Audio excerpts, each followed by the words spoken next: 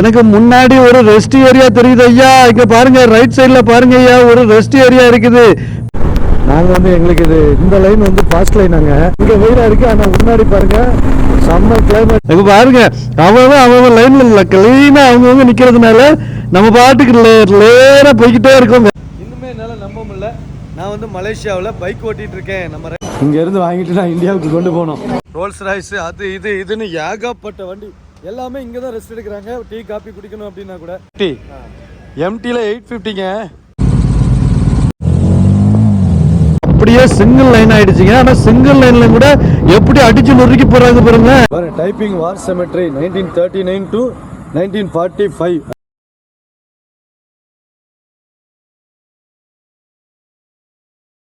ஹே guys, மலேசியாவிலிருந்து காயல் 92 riders வாங்க, நிற்கவே வேண்டாம், அப்படியே போய்கிட்டே பேசுவோம்.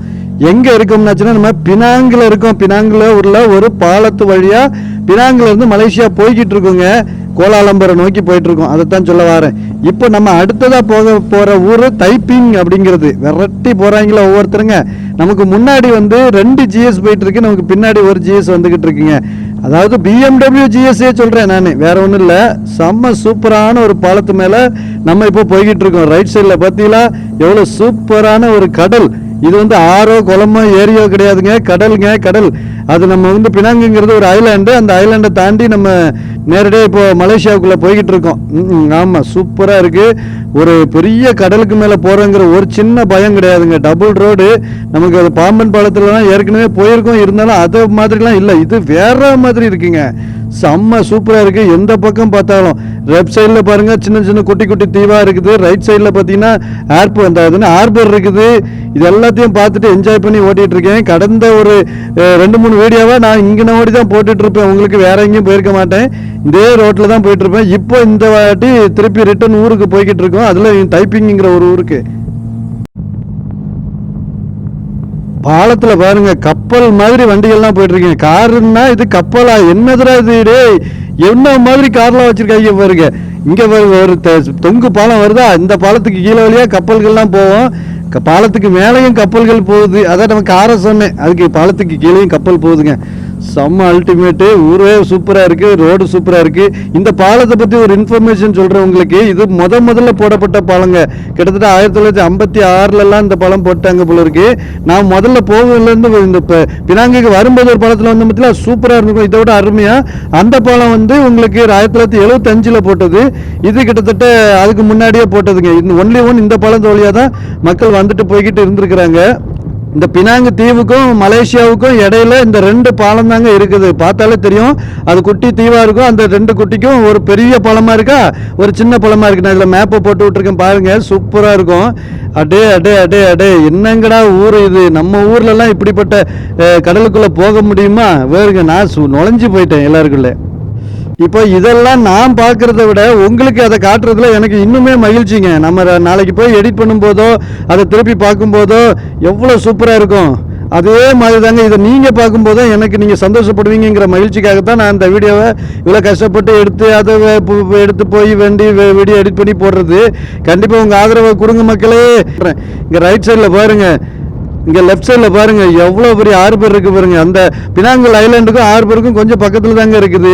பெரிய பெரிய கப்பல்லாம் நிற்கிது. ஆனால் என்னால் ஃபோக்கஸ் பண்ணி பார்க்க முடியல, ஏன்னா அவ்வளோ ஹை ஸ்பீடில் எல்லாருமே போயிட்டுருக்கோம். இது வந்து நிற்கக்கூடிய ஸ்லோ பண்ணக்கூடிய ரோடு கிடையாது. அதனால் அந்த ஆளை போய்கிட்டு இருக்கோம் பாருங்க. நாங்கள் காரையே ஓவர்டேக் பண்ணுற முடியா?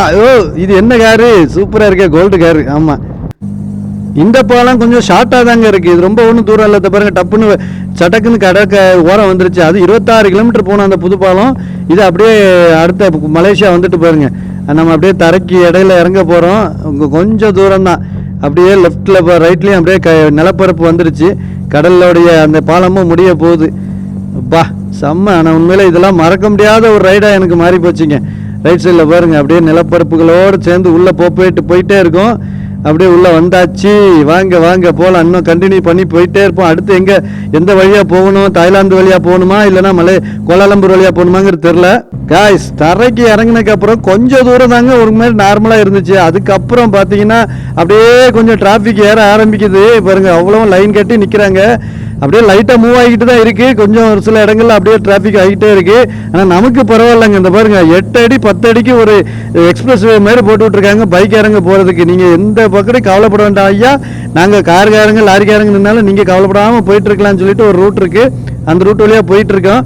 நமக்கு பின்னாடி செல்வமணியனை மட்டும் கொஞ்சம் தூரத்தில் வந்துட்டு இருக்காப்புல. முன்னாடி போன 2 ஜீவன்கள் காணவே காணும்.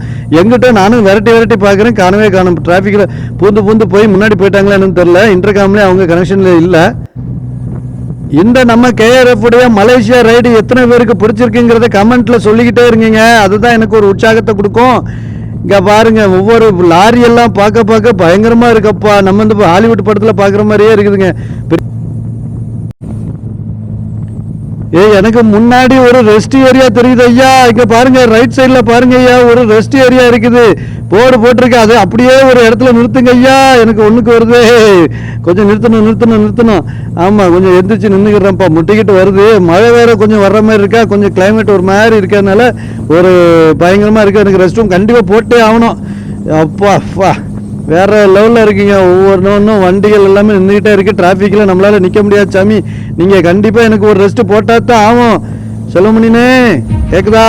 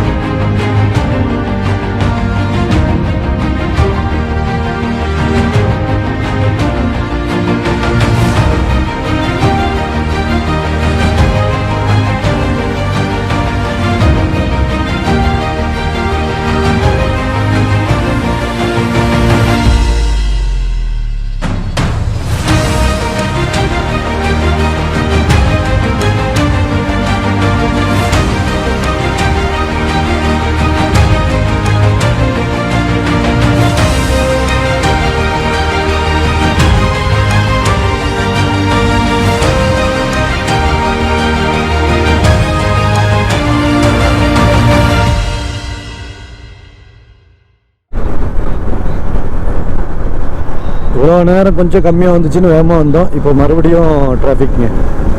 பாவம் தான். இந்த பஸ்ஸில் இதில் இருக்கிறவங்கலாம் ரொம்ப லேட்டாக ஸ்லோவாக தான் போயிட்டுருக்காங்க. நாங்கள் வந்து எங்களுக்கு இந்த லைன் வந்து ஃபாஸ்ட் லைனாங்க. இது ஆம்புலன்ஸு, ஹெவி வெஹிக்கிள்ஸ், இது ஹெவி இல்லை சார், அரசாங்க வெஹிக்கிள்ஸ், போலீஸு அவங்கெல்லாம் போகிறதுக்கு தான் இந்த லைனா. ஸோ இந்த லைனில் வந்து அந்த என்னதான் டிராஃபிக் இருந்தாலும் அவங்க யாரும் இந்த லைனுக்கு வர மாட்டாங்களாம். அதனால் நாங்கள் வந்து ஹைவேல போய்கிட்டே இருக்கோம். ஒருவேளை சில ரோட்டில் வந்து இந்த லைன் இருக்காது, இதை கட் பண்ணியிருப்பாங்க. அப்படிங்கும்போது நாங்கள் அங்கே தான் போய் ஆகணும். அப்போது நம்மளாலையும் போக முடியாது, நின்றுட்டு தான் இருக்கணும். ஆனால் இது போட்டிருக்கிறதுனால இப்போ பைக்கர்ஸ் அதில் போய்கிட்டே இருக்கோம். நார்மல் கார்ஸ்லாம் போகக்கூடாது. இப்போ கூட ஒரு கார் வந்துச்சுல அதில் ஃபைன் போட்டு விட்டாங்க. நம்ம அப்படி போகக்கூடாது, உஷாராக போகணும். அதாவது காரில் வந்தோம்னா இந்த ரோட்டுக்கு வரக்கூடாது.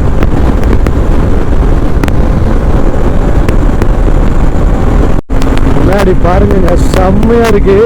இங்கே வெயிலாக இருக்குது, ஆனால் முன்னாடி பாருங்கள் செம்ம கிளைமேட்டு. அந்த பக்கம்லாம் மழை பெய்யுதுன்னு நினைக்கிறேன். நாங்கள் இந்த மலை இதில் போவோம் இல்லையா, மலைகளில் ஏறி இறங்கும்போது கண்டிப்பாக மழை பெய்ஞ்சிட்டு இருக்கோம்னு நினைக்கிறேன். அந்த டனல் இருக்கிற இடத்துலலாம் போகும்போது இன்னும் வந்து கிட்டத்தட்ட 100 கிலோமீட்டர் இருக்குன்னு நினைக்கிறேன் நமக்கு ஏரியாவுக்கு. அந்த இப்போ இருக்கிற ஊருக்கு போகிறதுக்கு நம்ம இன்றைக்கி நைட் அங்கே தான் ஸ்டே பண்ண போகிறோம். இப்போ நம்ம முடிச்சுட்டு ரிட்டர்ன் போயிட்டு இருக்கிறது வந்து ஊருக்கு கிடையாது, இன்னொரு பிளேஸுக்கு. அதை போய் வீடியோ எடுத்துட்டு அதை உங்ககிட்ட காட்டிட்டு அதுக்கப்புறம் தான் நம்ம இப்போக்கு போவோம். இப்போ மணி பார்த்தீங்கன்னா 4:30, 5, 4:45 ஆயிடுச்சு. இங்கே வழக்கமாக 7 மணிக்கு தான் க்ளோஸ் ஆகுது, அதாவது இருக்குது. அதனால நமக்கு கிட்டத்தட்ட 3 மணி நேரம் இருக்குது ரைட் பண்ணலாம். 2.5 மணி நேரம் பக்கத்தில் ரைட் பண்ணலாம். ஆனால் நமக்கு தான் 100 கிலோமீட்டர் தானே இருக்குது, போயிடலாம். அதுக்குள்ள ஒரு 6 மணிக்குள்ள எனக்கு தெரிஞ்சு இப்போ ஊருக்கு போயிடலாம்னு நினைக்கிறேன். இப்போ இந்த மாதிரி டிராஃபிக் இருந்தால் கொஞ்சம் கஷ்டம். சிங்கிள் ரோட்லாம் இருந்துச்சுன்னா, இப்படியே இருந்துச்சுன்னா பிரச்சனை இல்லை, அது பாட்டு போயிட்டு இருக்கலாம். ஈனியோஸ் பாவம் தான். நம்ம பைக் வச்சிருக்கனால இந்த ரூட்டில் போயிட்டே இருக்கோம். அவங்க பாருங்க கார் வச்சுக்கிட்டு வேறு வழியே இல்லாமல் எவ்வளோ கேப்பு பாருங்க. ஒவ்வொரு காருக்கும் இடையில டிராஃபிக்கில் ஊந்துட்டு இருந்தாலும் அவங்களோட கேப்பை பாருங்க. ஒரு காருக்கு இன்னொரு காருக்கு ஒரு லாரியை விடலாம். போட்டலாமா கண்டென்ட், மலேசியாவில் டிராஃபிக்கில் மாட்டிக்கொண்டேன்.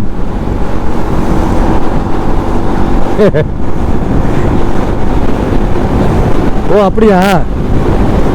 ஆமாம் ஆமாம் ஆமாம், ஓகே ஓகே, அதை சொல்கிறீங்களா? ஓகே ஓகே, அதான் கரெக்ட். ஓகே கைஸ், இப்போ பார்த்தீங்கன்னா இங்கே டிராஃபிக்கில் நிற்கிறாங்க. ஆனால் 2 லைன் வந்திருக்கு, 2 ரோட்டில் தான் நிற்கிறாங்க பாருங்க. அதுக்கு இடையில எவ்வளோ இடம் இருக்குது, பட் யாருமே 3வது லைனும் 4வது லைனும் உருவாக்கலை. நம்ம இப்போ இதே நம்ம ஊரில் வந்து பார்த்தீங்கன்னா லைனை மாற்றி 3 லைனாக மாற்றிடுவாங்க, இல்லைன்னா 4 லைனாக கூட மாற்றிடுவாங்க.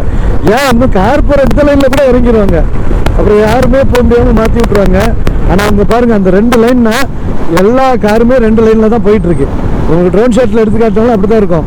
கரெக்டாக நீளமாக பர்ஃபெக்டாக போயிட்டு இருக்காங்க பாருங்க. இதான் இப்போ டிசிப்ளினுங்கிறது. இந்த டிசிப்ளின் நமக்கு வேணுங்க.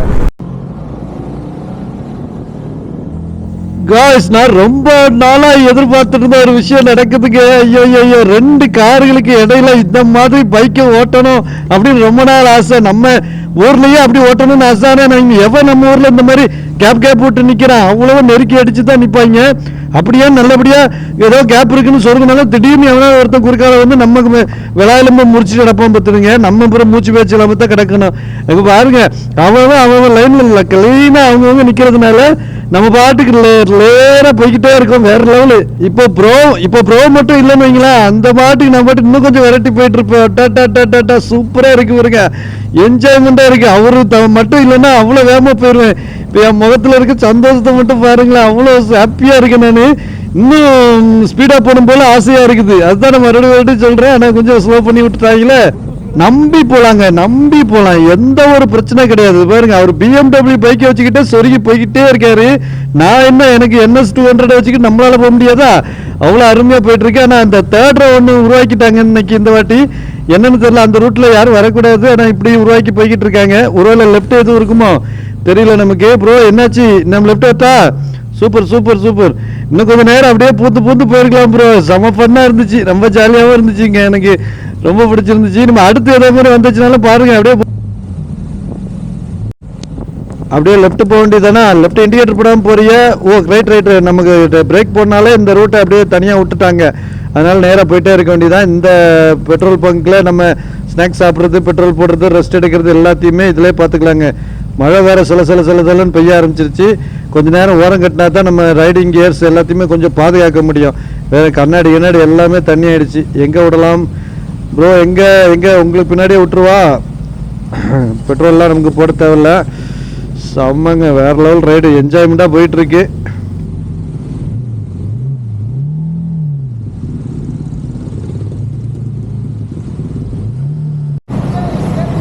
இவ்வளோ நேரம் சூடு வெயிலில் பயங்கர வெயில்னு கத்திட்டு வந்தோம். ஒரு 15-20 நிமிஷம் தான் வந்திருப்போம். ஒரு டிராஃபிக்கில் சிக்கணும். மழையை பாருங்கள், சுற்றி பாருங்கள். என்னமோ மழை காலத்தில் மழை பெய்யுற மாதிரி மழை பெய்யுது, அடித்து நொறுக்குது மழை. அப்பா, அப்படியே டப்புன்னு கிளைமேட் மாறி போச்சுங்க. அதனால் ஒரு பெட்ரோல் பங்கில் உள்ளே விட்டுட்டு இப்போ வந்து கோப்ரோ எல்லாம் பேட்டரிலாம் கொஞ்சம் மாற்றிட்டு சார்ஜும் போட்டுட்டு சரியா அப்படியே உங்களுக்கு கண்டினியூ பண்ணுறேன். ஸோ கைஸ், சூப்பராக ரைடு போயிட்டுருக்குங்க. என்னால் இன்னும் கூட நம்ப முடியல. கிட்டத்தட்ட நாங்கள் ஒரு 500 கிலோமீட்டர் ஓட்டியாச்சு. இன்னும் கூட என்னால் நம்ப முடியல. நேற்று இன்றைக்கி பார்த்தீங்கன்னா ஒரு 700-800 கிலோமீட்டர் வந்தாச்சு. இன்னுமே என்னால் நம்ப முடியல. நான் வந்து மலேசியாவில் பைக் ஓட்டிகிட்டு இருக்கேன். நம்ம ரைடிங் கியர்ஸ் எல்லாம் போட்டு விளாக் எடுத்துக்கிட்டு நமக்கு பிடிச்ச டீ கடையில் நின்று நமக்கு பிடிச்ச பெட்ரோல் பங்கில் பெட்ரோல் போட்டு ஸ்டாப் பண்ணி பிடிச்ச இடத்துக்கு போய்கிட்டு நான் பைக் ஓட்டிகிட்டு இருக்கேங்கிறது என்னால் இன்னும் நம்ப முடியல. அதுவும் என்னோடய ரைடிங் கியர்ஸை போட்டுக்கிட்டே நான் ஓட்டிக்கிட்டு இருக்கேன். ரொம்ப லக்கிங்க, நான் உண்மையிலே ரொம்ப லக்கி. அதுவும் நம்ம KRF, இந்த 3 பேரும் நம்ம KRF தான். இவங்க இந்த மாதிரி நண்பர்கள் கிடைச்சது என்னால் இன்னும் நம்ப முடியல. அவ்வளோ ஒரு அருமையான ஒரு நட்பு கிடச்சிருக்கு மலேசியாவில். எனக்கு எந்த ஒரு ஆபத்து இல்லாமல் 3 பேரும் இன்டர்காமில் வச்சு எந்த ஒரு பிரச்சனை வந்தாலும் ப்ரோ லெஃப்ட் வாங்க, ப்ரோ ரைட் வாங்க, இந்த கார் வருது, லாரி வருது, அப்படி இப்படின்னு சொல்லி எந்த லைனில் நம்ம ஓட்டணும் அப்படிங்கிற எல்லாத்தையும் நம்மளை வச்சு சேஃபாக கூட்டிகிட்டு போகிறாங்க. இந்த அளவுக்கு அடியனை பாதுகாத்துருக்கு மும்மூர்த்திகள் இவர் தான். லோகேஷ், செல்வமணி, டி கார்த்திகேசன். ஆள் வேற லெவலில் இருக்குது. நெக்ஸ்ட் நான் ஒரு படம் எடுத்தேன்னா ஹீரோ இவர் தாங்க. ஸோ கைஸ், ஃபைனலாக வந்து நம்ம பிளைனுக்கு 2 பேருக்கு டாய்ஸ் வாங்கியிருக்கு. அந்த வந்த இடத்துல கொஞ்சம் டாய்ஸ் கொஞ்சம் சீப்பாக இருந்துச்சு. ஏற்கனவே 2-3 இடம் பார்த்தேன், டாய்ஸு சரியில்லை. இப்போ பாருங்கள், அள்ளி கட்டியிருக்கேன். அந்த அவர்கிட்ட ஒரு ரிமோட்டு கார் இருக்குது. எப்படியாவது எடுத்துகிட்டு போகணும். வந்திருக்கோம், நம்ம இவ்வளோ ஜாலியாக என்ஜாய் பண்ணியிருக்கோம்.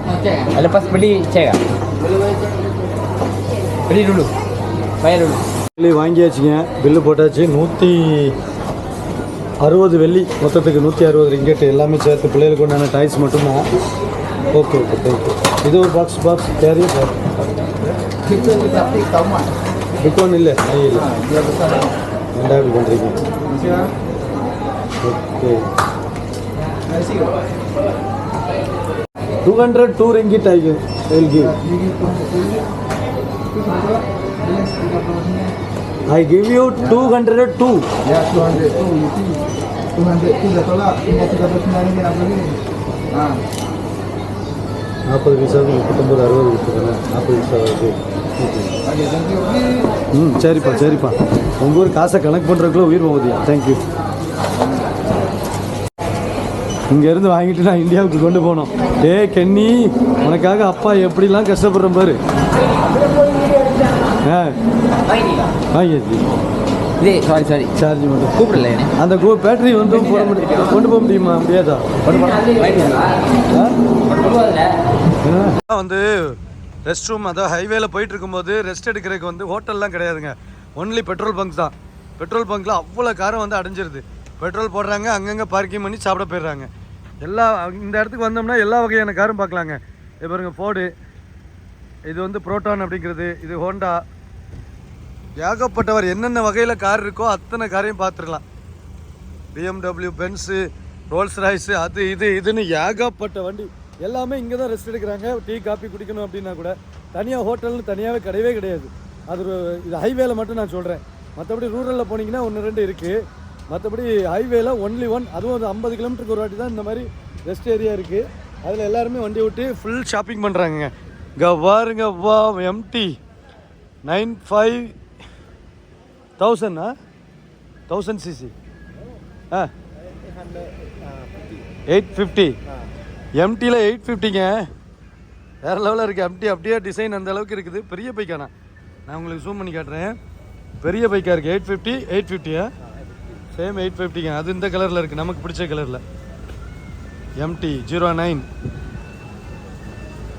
ரெண்டுமே ரேஸ் பைக் மாதிரி. இந்த டயரை பாருங்கள், இவங்க டயர் எனக்கு தெரிஞ்சு சேஞ்ச் பண்ணியிருப்பாங்கன்னு நினைக்கிறேன். இவ்வளோ பெருசாக இருக்குது.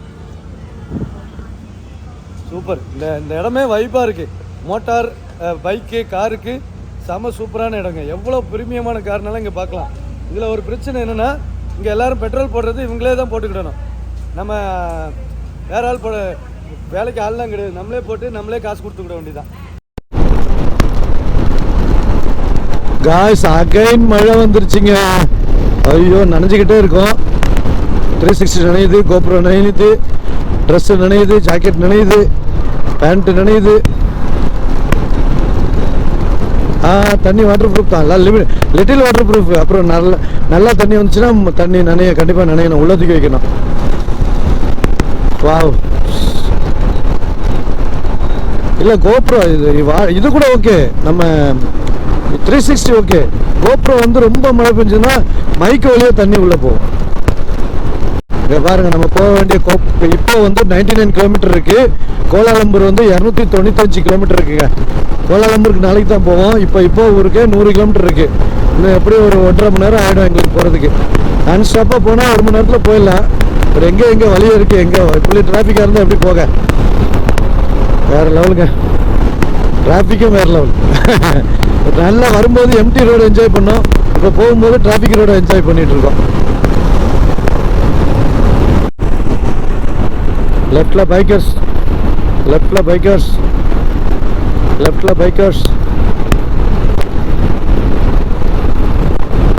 ஓகே, வணக்கம் சொல்றாங்க.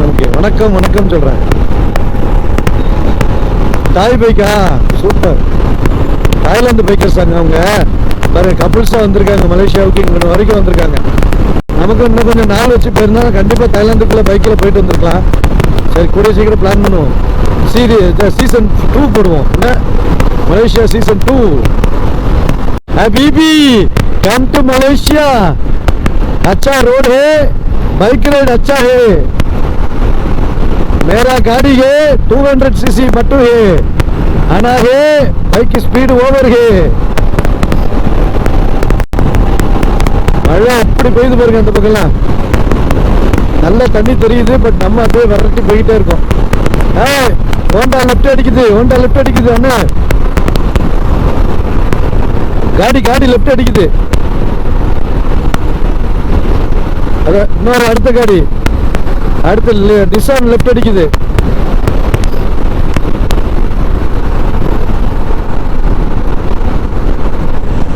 ஓகே ரைட்டு சிக்னல் போட்டு லெஃப்ட் கையை போட்டு நேரா போயிட்டே இருக்கேன். வாவ் ஆலூர் பம்சு பகம் சரே சலாமா டோல் டைப்பிங்.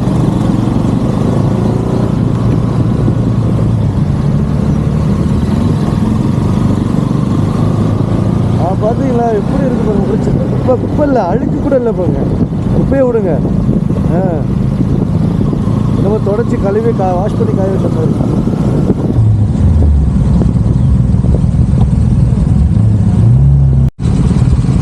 இப்போ வந்து டைப்பிங் அங்கே வந்துட்டாங்க. டைப்பிங் சிட்டிக்குள்ளே வந்திருக்கோம்.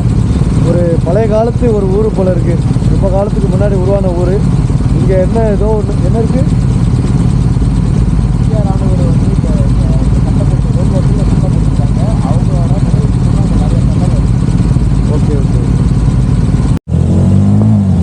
இந்த ஊர்ல 2வது உலக போர்ல செத்தாங்கல்ல, இறந்தாங்கல்ல, அடிபட்டு போர்ல இறந்தவங்களுக்கு கல்றை கட்டி வச்சிருக்காங்களாங்க. அதை தான் நாங்க போய்கிட்டு இருக்கோம்.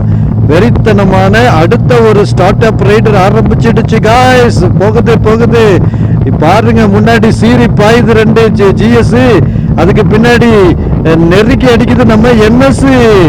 எப்படி என்னோட எதுக்கு மோனே. இது வரைக்கும் நாங்கள் 4-வேல வந்துகிட்டு இருந்தோம். இப்போ அப்படியே சிங்கிள் லைன் ஆயிடுச்சுங்க. ஆனால் சிங்கிள் லைன்ல கூட எப்படி அடிச்சு நொறுக்கி போறாங்க பாருங்க. வர்ற சம வேகங்க. அதுதான் ஒன்று எனக்கு பிடிச்சிருக்கு. அப்படி ஒரு சேஃபா ஓட்டக்கூடிய ஒரு நாடா இருக்குது இந்த மலேசியா. நம்ம கண்டிப்பா இங்கே ஒரு வீடு எடுத்து தங்கிடலாம் போல இருக்குங்க. எல்லாம் சின்ன வீடாக தான் இருக்குது.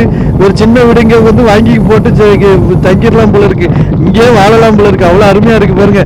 இந்த சின்ன ரோட்ல கூட நான் எவ்வளோ சேஃப்டியா எவ்வளோ வேகமாக ஓட்ட முடியுது. நான் ஒன்றும் பாஸ்பார் எல்லாம் பண்ணல, நல்ல வேகமாக ஓட்டிக்கிட்டு இருக்கேன். அம்மா சரியான என்ஜாய்மெண்ட்டுங்க. சூப்பர். அப்படியே போயிட்டு தைப்பிங்கிற ஊருக்குள்ள போயிட்டு உங்களுக்கு ஒரு பயங்கரமான எக்ஸ்ப்ளோரேஷன் இடத்த காட்டுறவங்களுக்கு வாங்க போ. என்னடா இது ஊர் பயங்கர பிரமாண்டமா இருக்குன்னு பார்த்தாச்சுன்னா கொஞ்சம் ஒரு லோக்கலா இருந்த மாதிரி இருக்கு. இதுதான் டைப்பிங் ஊர். ஒரு பழமையான ஊர்னு சொன்னாவில்ல, அதனால பழமையா இருக்கும். எல்லாம் சின்ன பில்டிங்காக தான் இருக்குது. ரொம்ப பெருசாக ஒன்றும் இல்லை. ரொம்ப டெவலப்பான ஊர் மாதிரியும் தெரியலையே. என்ன ப்ரோ சூப்பராக இருக்குமா? எப்படி எதுவும் சந்தேக பார்வையோடு பார்க்க வச்சிடாதீங்க. ஓகே டிராஃபிக் வேறு. சிக்னல் கொஞ்சம் பார்த்து போவோம். சிக்னலில் தாங்க இது நம்மளுக்குன்னு ஒரு இடத்த கொடுத்துட்றாங்க பாருங்கள். அப்படியே ஏறி போய்கிட்டே இருக்க வேண்டியதான். செம்ம. எனக்கு முன்னாடி எல்லாரும் வந்துட்டாங்க. நான் தான் கடைசியாக இல்லை. செல்வமணின்னு எனக்கு பின்னாடி வந்துட்டுருக்காப்புல. செல்வமணின்னு எப்போவுமே என்னைய பாதுகாப்பாக கூட்டிகிட்டு வர்றாங்க. சூப்பர். கேட்க பாருங்கள். எங்கள் ஊரில் டவுன் பஸ்ஸை பாருங்களேன், ப்ளூ கலரில் இருக்குது. நம்ம ஒரு ரெட் பஸ் இருக்கும் பற்றில அந்த மாதிரி பாஸ் பேக்கார் அப்படிங்கிற பஸ்ஸு. ஆனால் இது பென்ஸுங்க. ஐயோ ஆமாங்க, இந்த பஸ்ஸு பென்ஸு செம்மங்க. இந்த பாருங்களேன், நான் உங்களுக்கு காட்டுறேன் பாருங்க. பென்ஸு பஸ்ஸு, அது லோக்கலில் டவுன் பஸ்ஸு. ஊரை பார்த்தாலுமே அப்படியே பழைய சிட்டி அப்படியே தெரியுதுங்க. லெஃப்டில் ரைட்டில் பாருங்கள் சூப்பராக அப்படியே கடை தெருவுகள். இந்த லெஃப்ட்லேயும் பார்த்தீங்கன்னா நம்ம ஊர் மாதிரியே இருக்குங்க. இது பெரிய வித்தியாசமே இல்லை. ஆனால் அங்கே பாருங்க ஒரு பெரிய பள்ளிவாசல் இருக்கு. நான் வந்து இங்கே தென்காசி நமக்கு ஞாபகம் வருது. இந்த பக்கம் தான் குற்றாலம் மலை தெரியும். லெஃப்டில் இந்த மாதிரி பச்சை கலரில் ஒரு பெரிய பள்ளிவாசல் இருக்கும். இந்த செங்கோட்டை போனவங்களுக்கு தெரிஞ்சிருக்கும் பார்த்துருங்க. ஏன்னா ரோடு மட்டும் சின்னதாக இருக்கும், வேற ஒன்றும் பெருசாக இருக்காது.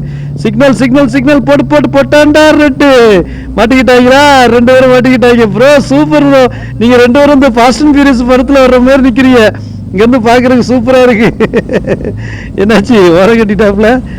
ஓகே அவங்க வரணும்ல. Right cash. இப்போ தைக்கின் அப்படிங்கிற ஒரு ஊருக்கு வந்திருக்கோம் மலேசியாவில். தைப்பின் அப்படிங்கிற ஒரு ஊருக்கு. இந்த இடத்துல பார்த்தீங்கன்னா கடை ஒன்று இருக்குது. அப்படியே காட்டுறவங்களுக்கு பேர் பாருங்கன்னா வந்தால் வெட்டுவோம். இதே பேரில் எங்கள் ஊரில் ஒரு கடை இருக்குது காயல்பட்டத்தில், வந்தா வெட்டுவோம் அப்படின்ட்டு. யார் பாது காயல்பட்டத்துக்காரன் எதுவும் கடை வச்சிருக்கீங்களா? நம்ம சூப்பரான இடங்க.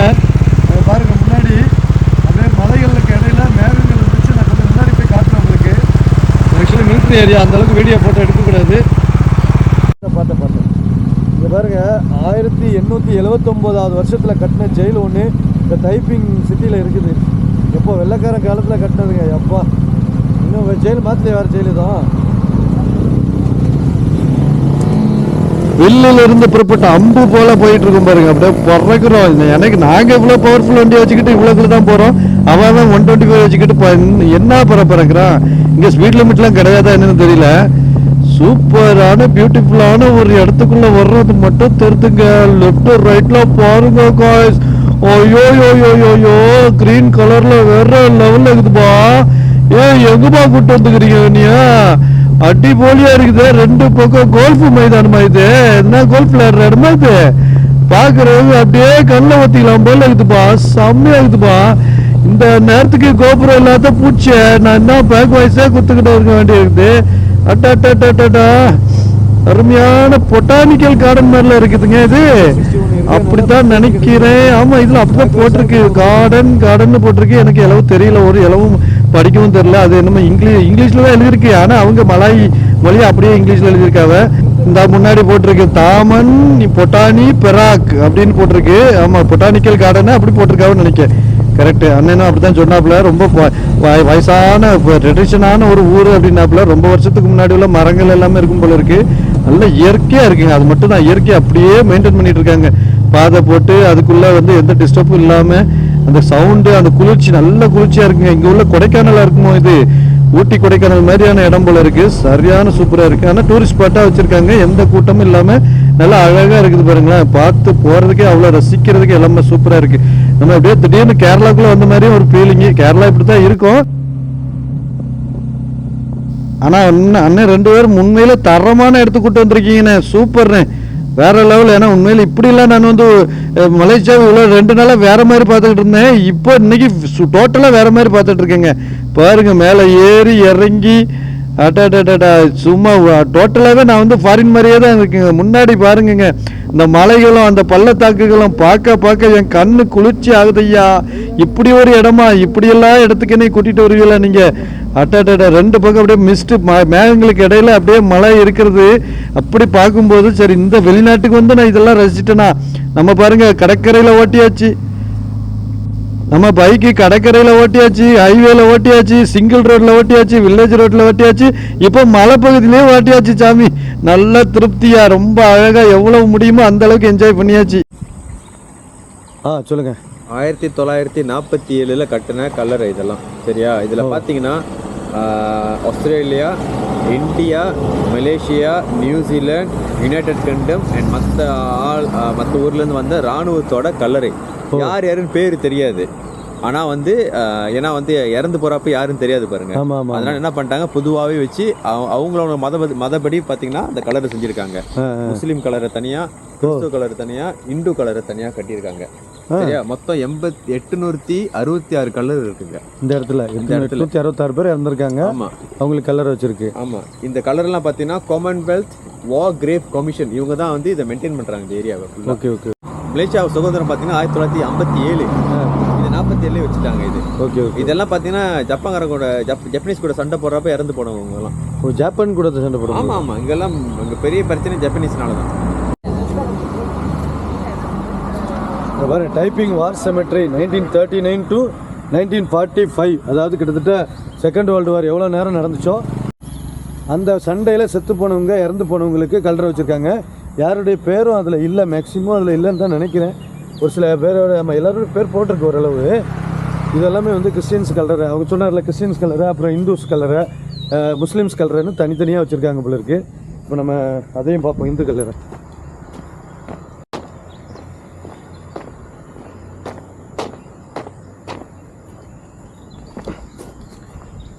இது ஹிந்தியில் எழுதியிருக்குல்ல?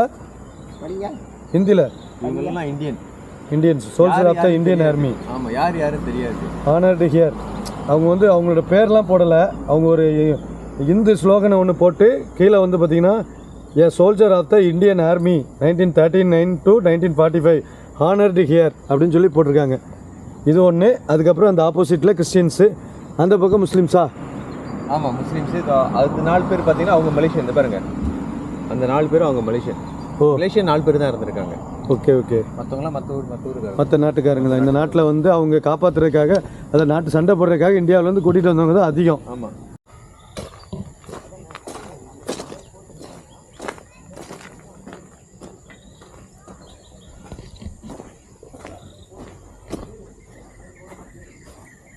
இந்த செமெட்ரிலாம் பார்த்தீங்கன்னா முஸ்லீமோடது.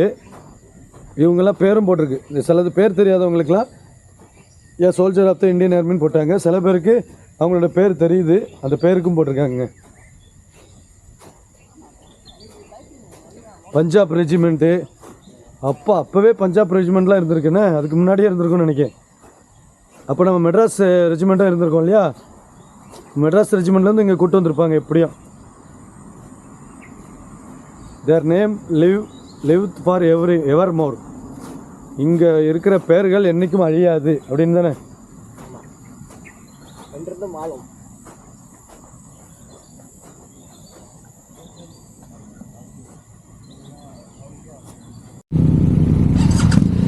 ஸோ ஓகே கைஸ், நான் இந்த இடத்துல வீடியோ முடிச்சுக்கிறேன். நாங்கள் இந்த இதிலேருந்து கிளம்புறோம். நாங்கள் செம்ம டயர்டாகிட்டு இப்போ இருட்டியும் போச்சு. நம்ம வந்து ரைடு கான்சன்ட்ரேட் பண்ணணும். இன்னமும் வந்து பின்னா எங்களுக்கு 80 கிலோமீட்டர் கிட்டத்தட்ட வருது. இருட்டில் வந்து ரொம்ப கான்ஷியஸாக வண்டி ஓட்டணும். இப்போ நம்ம ஊர் மாதிரி கிடையாது, இல்லை நைட்டு விளாக் பண்ணலான்னு நினைக்கக்கூடாது. ஸோ அதனால் நான் இந்த வீடியோ இதோடு முடிச்சுக்கிறேன். கிளம்புறோம். அந்த எல்லாம் ரெடியாக இருக்காங்க, நம்ம கிளம்புற மட்டும்தான் பாக்கி.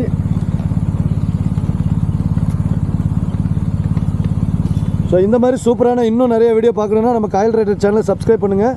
அப்படியே கூட உங்கள் பெல் ஐக்கான டிங் கிளிக் பண்ணி உங்கள் ஃப்ரெண்ட்ஸுக்கும் ஷேர் பண்ணி விடுங்க, சரிங்களா? நாங்கள் இங்கேருந்து நேராக வந்து பார்த்திங்கன்னா ஈப்போ அப்படிங்கிற ஒரு ஊருக்கு போகிறோம். அங்கே தான் நைட்டு ஸ்டே. ஸோ அங்கே போயிட்டு சைனீஸ் சாப்பாடு எல்லாமே சாப்பிட போகிறேன். அதை உங்களுக்கு நெக்ஸ்ட் வீடியோவில் காட்டுறேன், சரிங்களா? ஓகே.